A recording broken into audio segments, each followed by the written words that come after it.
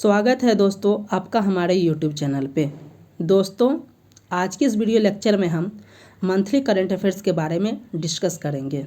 यह video lecture Bihar फरवरी special current affairs 2024 के बारे में डिटेल्स में डिस्कस किया जाएगा।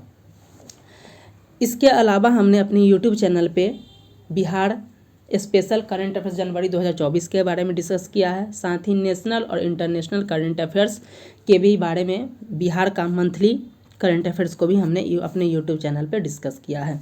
ये टॉपिक आगामी आने वाले सभी एग्ज़ाम के दृष्टिकोण से इम्पॉर्टेंट है, चाहे वो बिहार एसआई हो, 70वीं बीपीएससी हो, शिक्षक भर्ती चरण हो, एसएससी, रेलवे, इन सब जितने भी एग्ज़ाम्स होने वाले हैं सब एग्ज़ाम के दृष्टिकोण से यह वीडियो बहुत ही इम्पॉर्टेंट हो जाता है। तो चलिए आज का वीडियो लेक्चर स्टार्ट करते हैं। सबसे पहले हमें जान लेंगे कि इस वीडियो लेक्चर में हम क्या क्या डिस्कस करेंगे। तो इसमें बताया जा रहा है कि हम फरवरी 2024 के बारे में डिटेल्स में डिस्कस करेंगे। इसके साथ ही बजट 2024-25 के बारे में भी डिस्कस करेंगे। इसके अलावा हमारे यूट्यूब चैनल पे अलग से बिहार बजट 2024-25 का वीडियो लेक्चर अलग से अपलोड किया जाएगा, जहां पे बजट 2024-25 के बारे में डिटेल्स में डिस्कस किया जाएगा। आप सभी को पता है कि बजट 2024-25 जितने भी एग्ज़ाम्स हो जाते हैं वहां पे बजट से प्रश्न पूछे ही जाते हैं। इसके अलावा हम नागी पक्षी महोत्सव जो कि जमुई में आयोजित किया जाता है उसके बारे में डिटेल्स में डिस्कस करेंगे। साथ ही बापू टावर के बारे में जानेंगे और बिहार बिजनेस कनेक्ट जो 2023 में आयोजित किया गया है और इसे बजट में फोकस किया गया है, इसके बारे में हम डिटेल्स में डिस्कस करेंगे। तो चलिए वीडियो लेक्चर स्टार्ट करते हैं।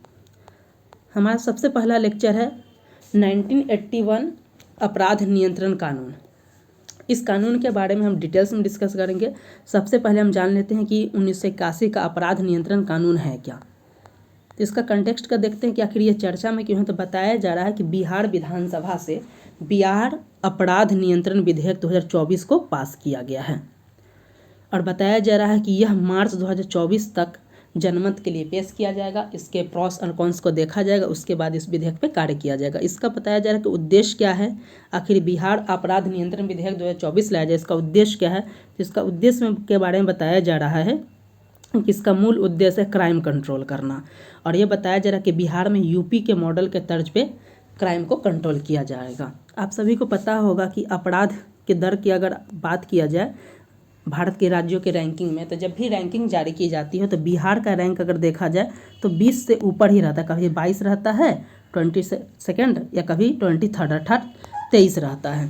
तो इस अपराध की रैंकिंग को कम करने के लिए तथा राज्य में आपराधिक गतिविधि उसको कंट्रोल करने के लिए ही बिहार अपराध नियंत्रण विधेयक 2024 लाया गया है। और इसमें बताया जा रहा है कि बिहार में यूपी मॉडल के तर्ज पे इसका कंट्रोल किया जाएगा। नेक्स्ट और सबसे वीवीआई पॉइंट बताया जा रहा है कि यह किसका स्थान लेगा, अर्थात यह किसमें संशोधन करके इसका निर्माण किया जा रहा है, एक विधेयक लाएगा। तो बताया जा रहा है कि अपराध नियंत्रण कानून 1981 में संशोधन करके बिहार अपराध नियंत्रण विधेयक 2024 लाया गया। तो आपसे प्रश्न में पूछा जा सकता है कि बिहार अपराध नियंत्रण विधेयक 2024 लाया गया, ये किस अधिनियम में संशोधन किया जाएगा।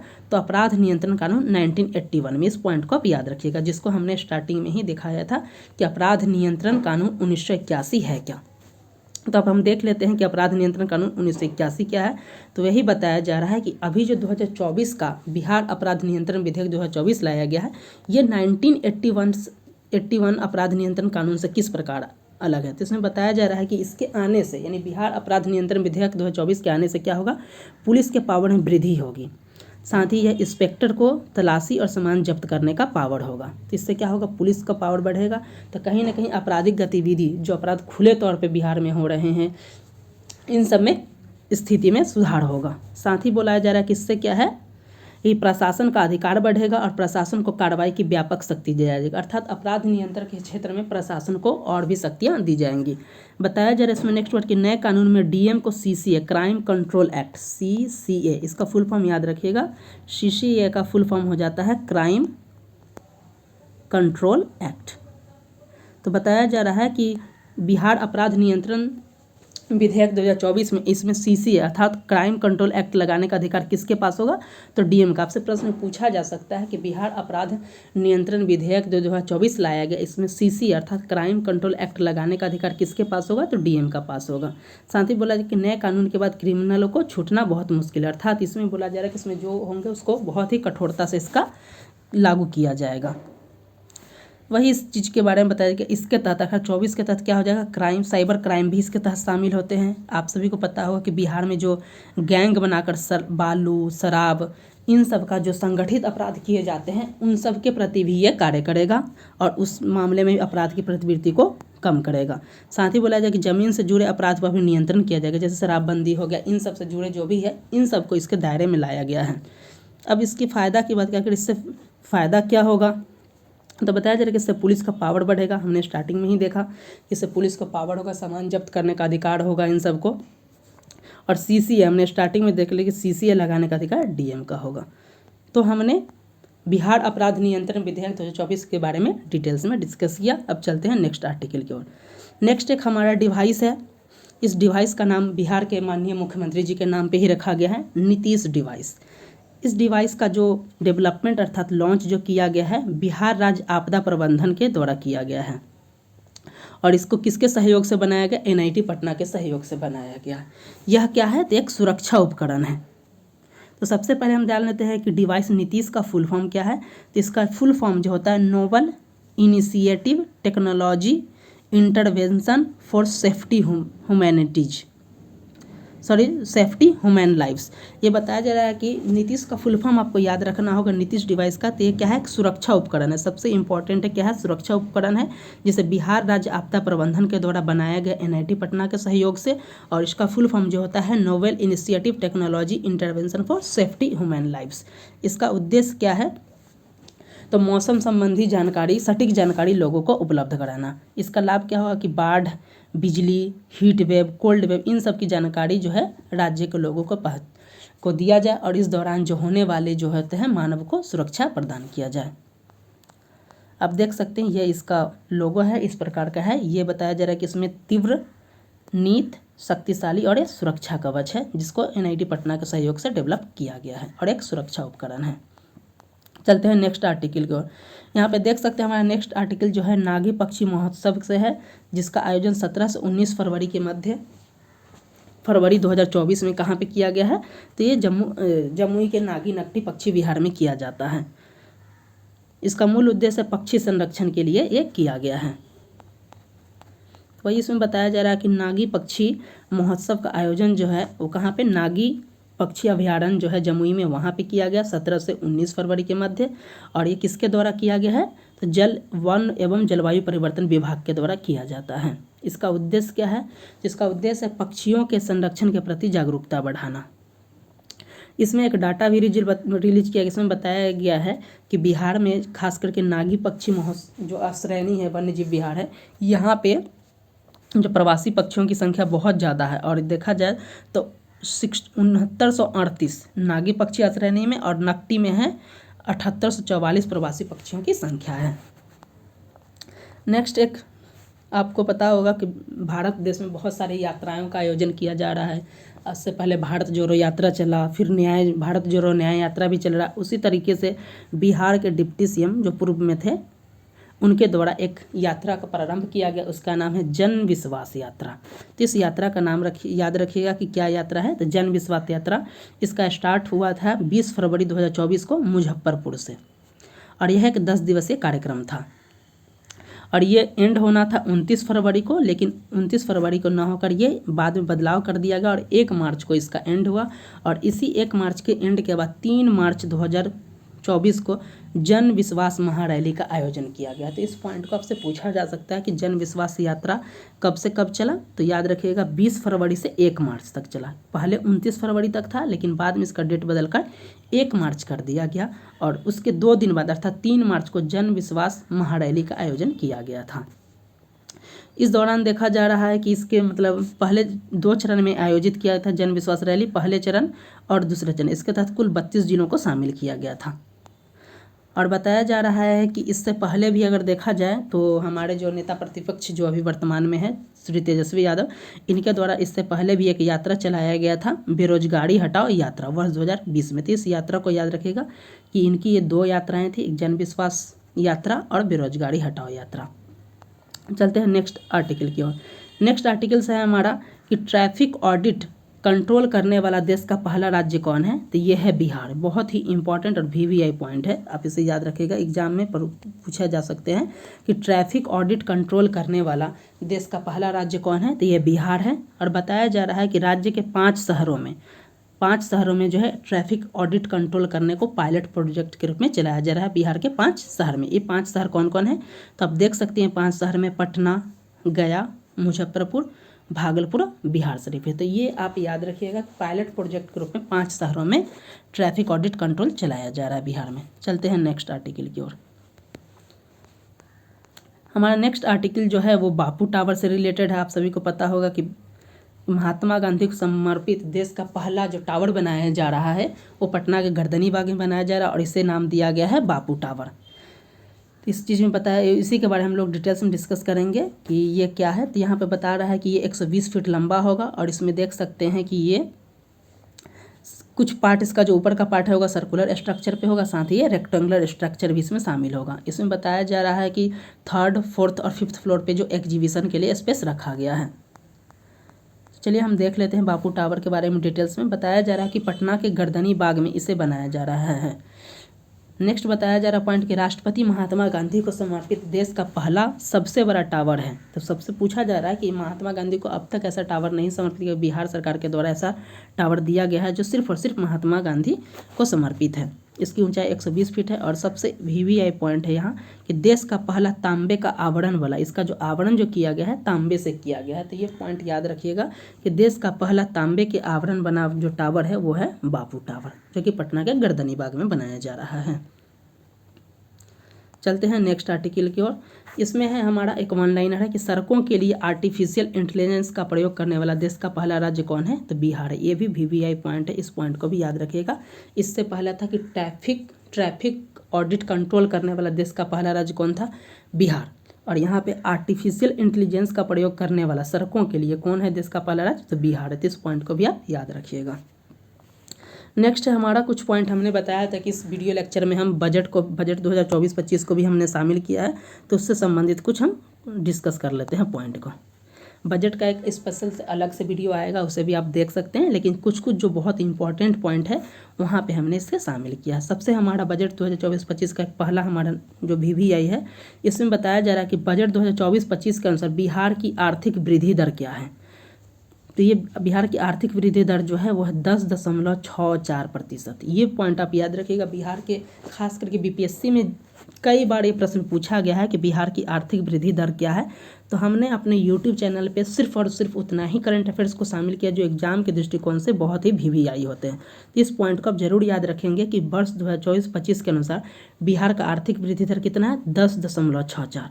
और ये बताया जा रहा है कि ये पूरे देश में प्रथम स्थान पे। तो इस पॉइंट को भी याद रखिएगा कि पूरे भारत देश में सबसे ज़्यादा आर्थिक विकास दर कहीं किसी राज्य का है तो वो है बिहार है। इस आधार पर अगर राज्यों की रैंकिंग को अगर देखा जाए, टॉप 3 राज्य को देखा जाए, तो ये हमारे टॉप 3 राज्य में है। बिहार पहले स्थान पे है, दूसरे स्थान पे असम है और तीसरे स्थान पे दिल्ली है। इस पॉइंट को आप याद रखिएगा कि पहले स्थान पे कौन है? बिहार, दूसरे स्थान पे असम और तीसरे स्थान पे दिल्ली, क्योंकि शीर्ष 3 राज्य भी एग्जाम में पूछे जाते हैं, तो आप तीनों का ये राज्य याद रखना होगा। इसका बैड ट्रिक आप याद रख सकते हैं, बैड BAD, बिहार, असम और दिल्ली। बिहार का आर्थिक वृद्धि दर देख लेते कितना है? 10.64, जो कि पूरे राज्य में, पूरे देश में, राज्य नहीं पूरे देश में पहला स्थान पे है।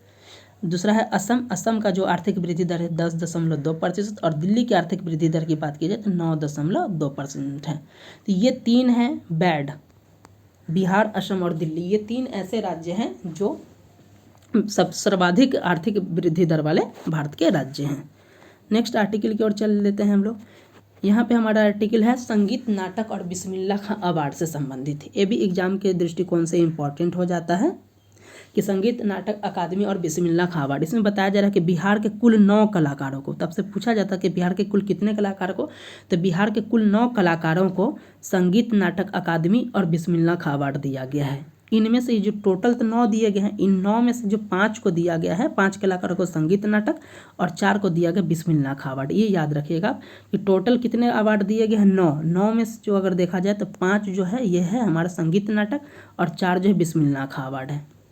तो स्पेशली अगर जब पूछा जाएगा कि संगीत नाटक अकादमी कितने कलाकारों को दिया है तो 5 और बिस्मिल्लाह खां पूछा जाए तो 4, लेकिन ओवरऑल पूछा जाए तो ये हो जाएंगे 9। वही बताया जा रहा है कि संगीत नाटक अकादमी वर्ष 2022 तथा वर्ष 2023 के लिए बिहार के 5 कलाकारों को चयन किया गया। तो ये संगीत नाटक अकादमी के लिए जो 5 कलाकार का चयन किया गया, यह वर्ष 2022 और 23 दोनों के लिए किया गया है। देख लेते हैं 5 कलाकार कौन से हैं। पहले हैं भरत शर्मा व्यास, ये गायक है, आप सभी इनके बारे में जानते होंगे।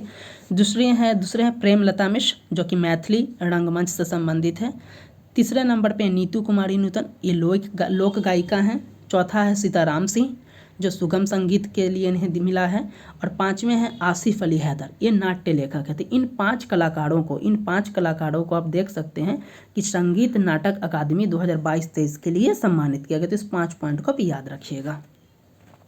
चलते हैं नेक्स्ट, जो हमारे बाकी के जो 4 अवार्ड जो मिले थे बिस्मिल्लाह खां अवार्ड के विजेता, इन 4 को देख लेते हैं। तो यह है समित मलिक, ये ध्रुपद गायक है, इनके लिए इन्हें बिस्मिल्लाह खां अवार्ड से सम्मानित किया गया है। ये 9 कलाकार बहुत इंपॉर्टेंट है, इनके नाम आपको जरूर याद होने चाहिए। दूसरे हैं हरिशंकर रवि, इन्हें निर्देशन के लिए दिया गया है। थर्ड है कुमार रविकांत, इन्हें अभिनय के क्षेत्र में दिया गया है। और चौथे हैं कुमार उदय सिंह, इन्हें लौंडा नाच के लिए दिया गया है। तो इनको किस प्रोफेशन के लिए दिया गया है वो भी याद रखना होगा और इनके नाम भी आपको याद रखने होंगे। तो चलते हैं नेक्स्ट आर्टिकल की ओर। नेक्स्ट आर्टिकल है हमारा प्रमोद भगत के बारे में। आप सभी इनके बारे में जरूर जानते होंगे। ये पैरा बैडमिंटन खिलाड़ी हैं, इनका संबंध बिहार से भी है और उड़ीसा से भी है। सामान्यतः इनसे संबंधित प्रश्न पूछे जाते हैं और इनके द्वारा जो उपलब्धि हासिल की जाती है वो एग्जाम के दृष्टिकोण से बहुत इंपॉर्टेंट है, इसलिए हमने प्रमोद भगत के बारे में शामिल किया। एक तो सीधा जो बीपीएससी के द्वारा क्वेश्चन पूछा जाता है कि प्रमोद भगत का संबंध किस खेल से है, तो ये प से प्रमोद, प से पैरा बैडमिंटन, ये पैरा बैडमिंटन से संबंधित है। न्यूज क्या है, आखिर न्यूज में क्या है इनके बारे में, तो बताया जा रहा है कि थाईलैंड में आयोजित एनएसडीपी रॉयल बीच क्लिफ BWF पैरा बैडमिंटन विश्व चैंपियनशिप में इन्होंने स्वर्ण पदक जीता है। तो ये पॉइंट आप याद रखिएगा, आपसे पूछा जा सकता है कि BWF पैरा बैडमिंटन 2024 में जो थाईलैंड में आयोजित किया गया, आपसे डायरेक्टली प्रश्न पूछा प्रमोद भगत ने कौन सा पदक जीता है, तो इन्होंने स्वर्ण पदक जीता है। बहुत ही VVI पॉइंट हो जाता है। और इन्होंने किसे हराया, तो इंग्लैंड के डेनिल बेथेल को हराया है। तो 2 प्रश्न तो यही पूछे हो सकता है कि प्रमोद भगत का संबंध किससे है, तो पैरा बैडमिंटन से है। साथ ही आपसे पूछा जा सकता है BWF पैरा बैडमिंटन विश्व चैंपियनशिप 2024 जो थाईलैंड में आयोजित या कहाँ आयोजित हुआ, तो थाईलैंड में। इसमें प्रमोद भगत ने कौन सा पदक जीता, तो स्वर्ण पदक, ये पूछा जा सकता है। इससे अगला पॉइंट और भी VVI बताया जा रहा है कि इस जीत के साथ वे लगातार 3 स्वर्ण पदक जीतने वाले पहले पैरा एथलीट बन गए हैं। तो ये बहुत ही VVI पॉइंट, आपसे पूछा जा सकता है कि लगातार 3 स्वर्ण पदक जीतने वाले देश के पहले पैरा एथलीट कौन है, तो ये प्रमोद भगत है। तो बहुत ही VVI पॉइंट है, इस पॉइंट को याद, इसलिए हमने प्रमोद भगत को शामिल किया। और हमने स्टार्टिंग में ही बताया कि हम अपने करंट अफेयर्स में सिर्फ उन्हीं करंट अफेयर्स को शामिल करते हैं जो एग्जाम के दृष्टिकोण से बहुत ही VVI होते हैं। तो आप इसे ज़रूर देखें, नोट डाउन भी करें और दोस्तों के साथ शेयर भी करें। नेक्स्ट इसके बारे में बताया जा रहा है कि इसके साथ ही उन्होंने विश्व चैंपियनशिप में 5 बार जीतकर चीन के लिन डैन की बराबरी भी कर ली है। तो ये बहुत इंपॉर्टेंट है। तो प्रमोद भगत के बारे में हमने क्या देखा कि इनका संबंध किससे, पैरा बैडमिंटन से संबंधित है। ये थाईलैंड में आयोजित हुआ है BWF पैरा बैडमिंटन चैंपियनशिप, इसमें इन्होंने स्वर्ण पदक जीता है। किसे हराया, तो इंग्लैंड के डैनियल बेथेल को। और ये लगातार 3 स्वर्ण पदक जीतने वाले देश के पहले पैरा एथलीट बन गए हैं। और इसके साथ ही वो 5 बार भी जीत लिए हैं और चीन के लिन डैन का बराबरी भी कर लिए हैं। चलते हैं नेक्स्ट आर्टिकल की ओर। नेक्स्ट आर्टिकल है हमारा, इसमें बताया जा रहा है कि बिहार के बेगूसराय जिले के पपरौर ग्राम पंचायत में स्मार्ट ग्राम पंचायत की शुरुआत की गई है। तो आपसे पूछा जा सकता है कि बिहार के किस जिले में या किस ग्राम पंचायत में स्मार्ट ग्राम पंचायत की शुरुआत की गई है, तो यह बेगूसराय का है पपरौर ग्राम। ये बहुत ही VVI हो जाता है एग्जाम के दृष्टिकोण से। बताया जा रहा है कि इस योजना की शुरुआत किसके तहत किया गया था, PM वानी योजना के तहत इसकी शुरुआत की गई है। अब हम PM वानी योजना के बारे में जान लेते हैं। तो इसकी शुरुआत नवंबर 2020 में की गई है। पीएम वाणी से कंटेक्स्ट है, इसका होता है प्रधानमंत्री वाईफाई एक्सेस नेटवर्क इंटरफेस, क्योंकि एक बार एग्जाम में पूछा जा सकता है कि पीएम वाणी का फुल फॉर्म क्या है, तो प्रधानमंत्री वाईफाई एक्सेस नेटवर्क। इस योजना को देख सकते हैं कि कब शुरुआत किया गया था, नवंबर 2020 में, और इसका उद्देश्य है ग्रामीण क्षेत्रों में मजबूत डिजिटल संचार बुनियादी ढांचा की स्थापना करने के लिए सार्वजनिक वाईफाई हॉटस्पॉट उपलब्ध कराना। तो यही बोला जा रहा है कि ग्रामीण स्तर पर भी डिजिटल इंडिया को बढ़ावा देने के लिए पीएम वाणी योजना की शुरुआत नवंबर 2020 में की गई है, और इसके तहत जो है बिहार का बेगूसराय का पपरौर ग्राम जो है वहाँ पे स्मार्ट ग्राम पंचायत की शुरुआत की गई है। चलते हैं नेक्स्ट आर्टिकल की ओर। नेक्स्ट आर्टिकल हमने बताया था कि इसमें हम बजट 2024-25 बिहार को भी शामिल किए, तो उसके बारे में हम डिटेल्स में डिस्कस करते हैं। सबसे पहले हम देख लेते हैं कि वर्ष 2024-25 में बिहार सरकार द्वारा कुल कितना का बजट पेश किया गया है, तो 2,78,726 करोड़। तो वर्ष 24-25 के लिए बिहार सरकार द्वारा कितना का किया गया, 2,78,726 करोड़। ये डाटा आप याद रखिएगा, एग्जाम में डायरेक्टली पूछे जा सकते हैं कि बिहार सरकार द्वारा वर्ष 2024 में कुल कितने रुपए या कितने का बजट पेश किया गया था, 2,78,726 करोड़। ये डाटा आपको याद होने चाहिए एग्जैक्टली, एग्जाम में डायरेक्टली पूछा जा सकता है। इससे पूर्व हम थोड़ा देख लेते हैं कि वर्ष 2023-24 का, इससे पूर्व का जो बजट था इसमें कितना किया गया था, तो 2,61,885 करोड़ का किया गया था, 885 करोड़। अर्थात 2023-24 में जो बजट पेश किया गया था बिहार सरकार द्वारा, ये कितना था, 2,61,885 करोड़ का। और वर्ष 2024-25 में किया गया है 2,78,726 करोड़। अगर इसमें देखा जाए कितनी की वृद्धि की गई है, तो लगभग जो वृद्धि जो किया गया ये है 16,000 करोड़ रुपया का वृद्धि किया गया है। ऐसे हम इसके बारे में डिटेल्स में डिस्कस कर लेंगे। फिर भी कितनी राशि की वृद्धि की गई, तो 16,000 कुछ किया गया है। अगर परसेंटेज की बात किया जाए कि वर्ष 2023-24 से कितने परसेंटेज की इसमें वृद्धि हुई, तो याद रखिएगा पिछली बार से कितना 6% ज़्यादा। इस पॉइंट को आप याद रखिएगा, एग्जाम में इस तरीके से प्रश्न पूछे जाते हैं कि वर्ष 2023-24 के मुकाबले जो 24-25 में बजट जारी किया गया कितना प्रतिशत अधिक है या कितनी राशि अधिक है। तक अगर राशि के विषय में पूछा जाए तो 16,000 करोड़ रुपए, 16,000 प्लस ही कुछ रुपए अधिक हैं, और परसेंटेज में पूछा जाए तो 6% ज़्यादा है पिछले बार के मुकाबले। यहाँ पे इसमें बताया जा रहा है कि इस बार का बजट जो पेश किया गया है क्या है, वित्त मंत्री सम्राट चौधरी के द्वारा पेश किया गया है। बिहार के, आपको पता है कि बिहार में सत्ता परिवर्तन हुआ है, उसका वित्त मंत्री के रूप में सम्राट चौधरी जी की नियुक्ति हुई है, उनके द्वारा यह बजट पेश किया गया है। तो इस बजट को सम्राट बजट का भी नाम दिया गया, और इसमें बताया जा रहा है कि सम्राट का बजट कई लोक लुभावन घोषणाएं जारी किया गया। इसमें जो फोकस कुछ पॉइंट किया गया, तो हम डिटेल्स में डिस्कस कर, लेकिन कुछ पॉइंट्स को यहाँ पे भी डिस्कस कर लेते हैं। इसमें बताया जा रहा है कि युवा हुनरमंद हाथ सरकार का साथ। इसमें बताया जा रहा है कि युवाओं पे फोकस किया। इसमें बताया जा रहा है कि युवाओं को कौशल विकास और उन्हें हुनरमंद बनाने के लिए शिक्षा पे फोकस किया गया है। और आप सभी को पता होगा कि पिछले कई वर्षों से बिहार सरकार के द्वारा जो बजट जारी किया जाता है उसमें सबसे ज़्यादा फोकस शिक्षा के क्षेत्र भी किया जाता है। इस बार भी सबसे ज़्यादा शिक्षा पर ही फोकस किया गया है। इसमें बताया जा रहा है युवाओं के विषय में कि शिक्षा को बढ़ावा देने के लिए कौशल विकास, स्किल डेवलपमेंट पे लिए लगभग जो है 363 करोड़ रुपए का व्यय होगा। ये याद रखिएगा, आपसे पूछा जा सकता है कि इस लोगों को कौशल को बढ़ावा देने के कितने रुपए खर्च होंगे, 363 करोड़। और साथ ही बताया जा रहा है कि राज्य में ITI पॉलिटेक्निक को सेंटर ऑफ एक्सीलेंस के रूप में डेवलपमेंट किया जाएगा, और इस पर लगभग 451 करोड़ खर्च होगा। नेक्स्ट, महिलाओं के बारे में, महिलाओं के लिए भी बोला गया शिक्षित बने, स्वराज बने, स्वरोजगार करें। इसमें बताया जा रहा है कि महिलाओं के उच्च शिक्षा की ओर आकर्षित करने के लिए उन्हें स्वराज के लिए खास इंतजाम किया जा रहा है। पता ही होगा कि बिहार में अगर सरकारी नौकरी में देख सकते हैं 35% आरक्षण है, पंचायती राज संस्थान में 50% के आरक्षण की बात की गई है, और बिहार में आपको पता है कि शिक्षक भर्ती जितनी भी आ रही है उसमें भी महिलाओं को बहुत सारा आरक्षण दिया जा रहा है। तो उसी के विषय में इसमें बताया जा रहा है कि शिक्षित बने, स्वरोजगार करें।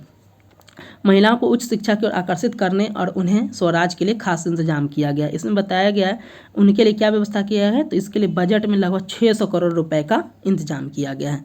साथ में किसानों के लिए भी इसमें फोकस किया गया। तो किसानों के लिए जो टैग लाइन दिया गया, हर खेत तक पानी पहुँचेगा, इसके लिए बताया जा रहा है कि लगभग कुल 570 करोड़ रुपये खर्च किए जाएंगे। जल संसाधन विभाग जो है 1.49 लाख हेक्टेयर को क्षेत्र को सिंचित सिंचाई सेवा से जोड़ेगा। साथ ही इसका टारगेट जो है 2.2 लाख हेक्टेयर तक पहुंचाना है। नेक्स्ट हम बात करें उद्यमी के विषय में इसमें बताया जा रहा है कि उद्यमी योजनाएं जारी हैं और प्रावधान आधा कर दिया गया है। बताया जा रहा है उद्यमिता पर फोकस कायम है, लेकिन बजट प्रावधान गत वर्ष की तुलना में आधा, अर्थात मतलब पहले 100 रुपये खर्च होते थे एग्जाम्पल के लिए, तब ये घटाकर 50% करेगी। लेकिन इसके लिए योजनाएं जो लाई हैं, जो योजनाएं पहले से चल रही हैं, वो योजनाएं अभी जारी रहेंगे। कैसे? जैसे उद्यमी के लिए क्या योजनाएं चल रही हैं, तो मुख्यमंत्री युवा उद्यमी योजना, मुख्यमंत्री उद्यमी योजना, मुख्यमंत्री महिला उद्यमी योजना, वही बताया जा रहा है कि ये सारी योजनाएं जो है ये चलती रहेंगी, बस उनके बजट को आधा कर दिया गया है। यहाँ पे आप देख सकते हैं उद्यमिता की 4 योजनाएं, मुख्यमंत्री युवा उद्यमी योजना, मुख्यमंत्री अनुसूचित जाति अनुसूचित जनजाति योजना, मुख्यमंत्री अति पिछड़ा योजना और अल्पसंख्यक उद्यमी योजनाएं चल रही हैं। और कुछ वर्षों में, पिछले वर्षों में बताया जा रहा है कि 1350 करोड़ रुपए इस पर खर्च हुए हैं, और बोला जा रहा है इस बार जो है इसका आधा कर दिया गया, 660 करोड़ बजट में प्रावधान किया गया। तब से पूछा जा सकता है उद्यमी योजना के लिए बिहार के बजट में, बिहार सरकार के बजट 2024-25 में कितने राशि का प्रावधान किया गया, तो 660 करोड़। यार पिछले वर्ग के मुकाबले कितना है, तो ये आधा राशि है। इससे पहले कितना था, 1350 करोड़। तो ये हमने देखा। अब नेक्स्ट देखते हैं, इस बार हमारे बजट में 8 प्राथमिकताओं को स्थान दिया गया। इस पॉइंट को आप याद रखिएगा कि वर्ष 24-25 में कितनी प्राथमिकता पर स्थान दिया गया है, तो बिहार सरकार ने 8 प्राथमिकताओं को इम्पॉर्टेंस दिया। इन 8 प्राथमिकताओं के विषय में एग्जाम में डायरेक्टली आ सकते हैं, पूछे जा सकते हैं। इससे पूर्व बिहार बीपीएससी के द्वारा जो एक एग्जाम आयोजित किया गया था, उसमें केंद्र सरकार के बजट से एक थीम पूछा गया था कि बिहार में निम्नलिखित कौन सा केंद्र सरकार के बजट में प्रावधान नहीं, तो उसी प्रकार इससे भी पूछा जा सकता है कि निम्नलिखित में से कौन सी प्राथमिकताएं बजट 2024-25 के बिहार सरकार में शामिल नहीं। तो ये पॉइंट आपको 8 याद होने चाहिए। पहला प्राथमिकता है नियुक्ति एवं रोजगार। पहला प्राथमिकता क्या है, नियुक्ति एवं रोजगार। दूसरा है महिला सशक्तिकरण। नियुक्ति एवं रोजगार के विषय में आप जान रहे हैं कि बिहार सरकार का मुख्य फोकस है नियुक्ति एवं रोजगार को बढ़ावा देने, इसलिए शिक्षा भर्ती, उसके बाद बीपीएससी और जितने भी बिहार एसएससीजीएल हर क्षेत्र में कुछ ना कुछ रोजगार आ रहे हैं। शिक्षक भर्ती के क्षेत्र में आप देख सकते हैं टीआरई 1, 2 और 3 आ गए हैं, और 4th भी आने की संभावना है और आ जाएगी। नेक्स्ट, तो पहला हमारा फोकस था नियुक्ति एवं रोजगार पे। दूसरा है हमारा महिला सशक्तिकरण, महिलाओं के लिए ये फोकस किया गया। तीसरा है विभिन्न वर्गों का कल्याण, ये याद रखिएगा। चौथा है हमारा स्वास्थ्य क्षेत्र को भी इसमें शामिल किया गया है। 5वां है शिक्षा क्षेत्र को शामिल किया गया। 6ठा कृषि एवं ग्रामीण विकास को इसमें शामिल किया गया है। 7वां है उद्यमिता एवं उद्योग एवं उद्यमिता विकास, और 8वां है हमारा पर्यावरण संरक्षण एवं हरित विकास। यानी बिहार सरकार जो बजट 2024-25 लाई, इसमें पर्यावरण को ही फोकस किया गया, और बिहार में हरित आवरण को बढ़ाकर लक्ष्य कितना करने का लक्ष्य है, 17% करने का लक्ष्य है। और साथ ही पर्यावरण संरक्षण के लिए जल जीवन हरियाली योजनाएं भी चल रही है। तो ये 8 मेन फोकस प्राथमिकता के क्षेत्र है बिहार सरकार के बजट 2024-25 में। इन 8 पॉइंट को आपको याद होने चाहिए। इसको फिर से हम एक बार देख लेते हैं। नियुक्ति एवं रोजगार, महिला सशक्तिकरण, विभिन्न वर्गों का कल्याण, स्वास्थ्य क्षेत्र। तो ये 4 कौन से हैं, नियुक्ति एवं रोजगार, महिला सशक्तिकरण, विभिन्न वर्गों का कल्याण, स्वास्थ्य क्षेत्र। और नेक्स्ट 4 जो है हमारे शिक्षा क्षेत्र को शामिल किया गया इसमें, कृषि एवं ग्रामीण विकास, उद्योग एवं उद्यमिता विकास, और है पर्यावरण संरक्षण एवं हरित विकास।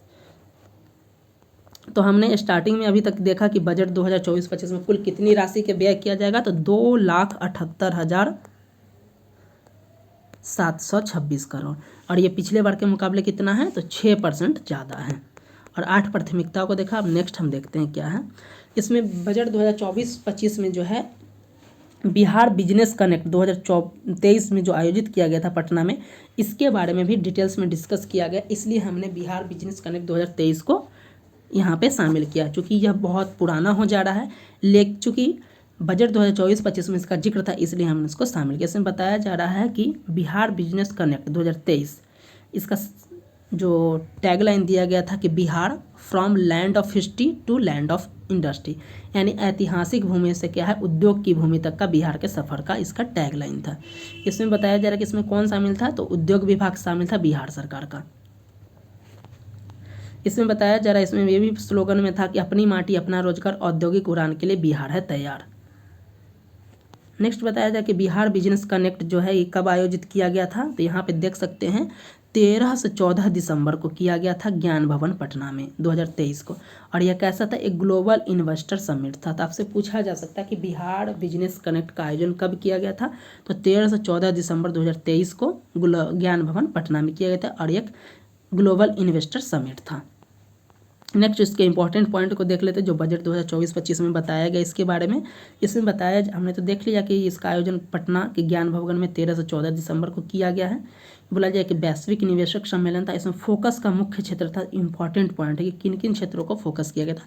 टेक्सटाइल था, लेदर था, फूड प्रोसेसिंग था, जनरल मैन्युफैक्चरिंग सामान्य विनिर्माण इत्यादि अन्य क्षेत्र भी थे, लेकिन ये बहुत ही इंपॉर्टेंट सेक्टर थे। बताया जा रहा है कि इसमें देश विदेश के लगभग कुल 600 निवेशक इसमें शामिल थे। लगभग जो है इस सम्मेलन में जो है 50,530 करोड़ के निवेश समझौता पे हस्ताक्षर किया गया है। तो याद रखिएगा कि पूछा जा सकता है कि इसमें कितने करोड़ के समझौता पे हस्ताक्षर किया गया, तो 50,000 करोड़ से भी अधिक पे। बताया जा रहा है कि सर्वाधिक निवेश, ये VVI पॉइंट है ये दोनों, कि सर्वाधिक निवेश प्राप्त वाला क्षेत्र। आपसे पूछा जा सकता है कि सर्वाधिक निवेश प्राप्त वाला क्षेत्र कौन सा था, खाद्य सहकारी क्षेत्र। और सर्वाधिक निवेश वाला जो है वो कंपनी के आधार पे था, और ये है क्षेत्र के आधार पे कि किस क्षेत्र में किया था, जनरल मैन्युफैक्चरिंग में किया जाएगा। यानी इसमें पूछा जा रहा है कि कौन सी कंपनी सर्वाधिक इस क्षेत्र में इन्वेस्ट करने के लिए है, खाद्य सहकारी क्षेत्र में। और सबसे राशि की सबके आखिर सबसे ज़्यादा राशि किसमें प्राप्त हुआ है, तो जनरल मैन्युफैक्चरिंग सामान्य विनिर्माण के क्षेत्र में। नेक्स्ट है हमारा आयुष्मान भारत योजना। इसके बारे में बजट 2024-25 में बिहार सरकार द्वारा फोकस किया गया। आप सभी को पता होगा कि आयुष्मान भारत योजना के तहत जो है प्रत्येक व्यक्ति को 5 लाख रुपए का मुफ्त उपचार किया जाता है। मुफ्त उपचार की बात की गई है और यह कैशलेस सिस्टम है, आप जान रहे होंगे इसके बारे में। तो इसी के बारे में बिहार सरकार के बारे में बताया जा रहा है। बजट 2024 में बताया गया है कि आयुष्मान भारत प्रधानमंत्री जन आरोग्य योजना का क्रियान्वयन बिहार स्वास्थ्य सुरक्षा समिति के द्वारा किया जा रहा है। तो आपसे पूछा जा सकता है कि आयुष्मान भारत प्रधानमंत्री जन आरोग्य योजना के क्रियान्वयन बिहार सरकार के किस डिपार्टमेंट के द्वारा किया जा रहा है, तो बिहार स्वास्थ्य सुरक्षा समिति के द्वारा। नेक्स्ट है इस आर्टिकल, इसके बारे में भी बजट 2024-25 में जिक्र है। बताया जा रहा है कि बापू परीक्षा परिसर, आप सभी को पता होगा कि बापू परीक्षा परिसर का स्थापना पटना में किया गया, कहाँ पे, कुम्हरार में। और बताया जा रहा है कि यह जो है भारत का सबसे बड़ा परीक्षा हॉल होगा जहाँ पे एक साथ बैठकर लगभग 20 से 25 हज़ार आदमी एक बार में एग्जाम दे सकते हैं। तो उन्हीं के बारे में बताया जा रहा है कि बापू परीक्षा परिसर का स्थापना कुम्हरार पटना में हुआ है। नेक्स्ट है हमारा प्रधानमंत्री सूर्योदय योजना के बारे में है। इसमें बताया जा रहा है कि आप सभी को पता होगा कि प्रधानमंत्री सूर्योदय मुफ्त बिजली योजना को केंद्र सरकार के द्वारा लागू किया जा रहा है और इसके तहत 300 बिजली यूनिट जो है फ्री में दिया जाएगा। और इसके बारे में भी हमने अपने यूट्यूब चैनल पे इसके बारे में डिटेल्स में डिस्कस किया, चाहे तो उसे जाकर हमारे यूट्यूब चैनल पे देख सकते हैं। तो बताया जा रहा है कि प्रधानमंत्री सूर्योदय मुफ्त बिजली योजना लागू करने के लिए बिहार सरकार ने किसके साथ समझौता किया, अर्थात किसे नोडल एजेंसी बना, तो डाक विभाग। इसमें बताया कि डाक विभाग के कर्मचारी घर घर जाके इसके बारे में डिटेल्स हासिल करेंगे। नेक्स्ट है पुराना न्यूज है, लेकिन बजट 2024-25 में था इसलिए हमने इसको शामिल किया। इसमें बताया जा रहा है कि एशिया तथा भारत का पहला डॉल्फिन रिसर्च सेंटर की स्थापना कहाँ पे की गई। इस पॉइंट को आप रखिए, ये भारत का ही नहीं, बिहार का भी नहीं, बल्कि एशिया प्लस भारत का पहला डॉल्फिन रिसर्च सेंटर कहाँ पे किया गया, पटना में किया गया और पटना विश्वविद्यालय में इसकी स्थापना की गई है। इस पॉइंट को आप याद रखिएगा।